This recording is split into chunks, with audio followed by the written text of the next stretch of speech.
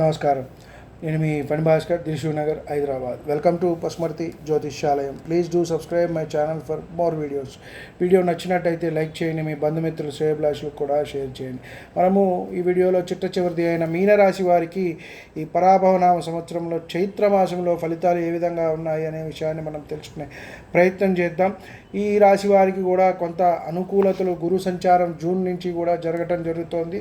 ఈ 1 నెల 2 నెలలు కొంత మిశ్రమ ఫలితాలు, కొంచెం గడ్డు ఫలితాలు కొంచెం తగ్గుతాయి, మిశ్రమ ఫలితాలు వస్తాయి అని మనం చెప్పవచ్చు. ఏదైనా కొత్త అవకాశాలు అయితే వీరికి రావడం అనేది జరుగుతుంది. ఆరోగ్యం విషయంలో కొంత శ్రద్ధ అవసరం. అంటే ఫిజికల్గా, మెంటల్గా మనం ఏదైనా ఒక చేద్దాము, ఒక దాని గురించి ఆలోచిస్తున్నప్పుడు కొంత ఆ ఇబ్బంది కలుగుతుంది. కాబట్టి కొంత శ్రద్ధ అవసరము అని మనం చెప్పవచ్చు. మిత్రులే కానీ ఒక్కొక్కప్పుడు మనకి విరోధాలు కూడా వచ్చే అవకాశం ఉంటుంది, ఘర్షణలు కూడా వస్తూ ఉంటాయి. కాబట్టి జాగ్రత్త అవసరం. 10 మందిని కలుపుకోపోవటం అనేది మంచిది. మిత్రులతో కొంత వినోదాలు కూడా చేస్తారు.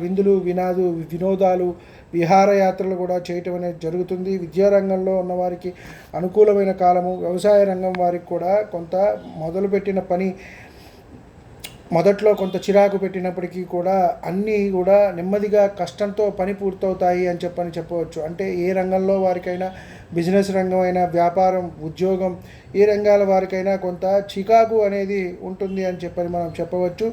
నూతన ఉద్యోగ ప్రాప్తికి అవకాశం ఉన్నది. అంటే నిరుద్యోగులకు ఏదో ఒక ఉద్యోగ అవకాశం అనేది వస్తుంది. ముందు ఏలినాటి శనిలో కొంత దారి దొరకటమే మనకు కష్టం. కాబట్టి కొంత అది మొదలు పెట్టడం అనేది మనకు మంచిది.